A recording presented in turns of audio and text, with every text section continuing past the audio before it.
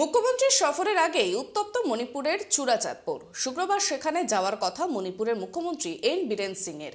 তার সফরের আগেই উত্তপ্ত হলো সেই এলাকা। গন্ডগোলের জেরে বন্ধ ইন্টারনেট পরিষেবা, এলাকায় জারি 144 ধারা।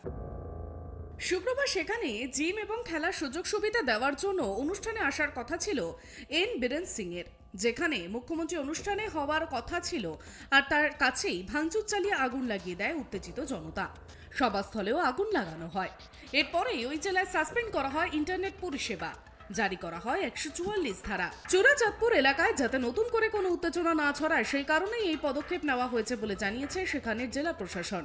জানা গিয়েছে বৃহস্পতিবার রাতে আগুন লাগিয়ে দেওয়া হয়। প্রতিবাদ করে এই আগুন লাগানো হয় বলেই জানা গিয়েছে।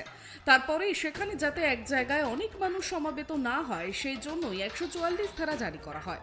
চূড়াচাঁদপুরের অতিরিক্ত জেলা শাসক জানিয়েছেন যাতে আইন শৃঙ্খলার অবনতি না হয়, শান্তি বজায় থাকে এবং কোনো মানুষের ওপর আঘাত না হয়, সেই কারণেই তারা এই পদক্ষেপ নিয়েছেন।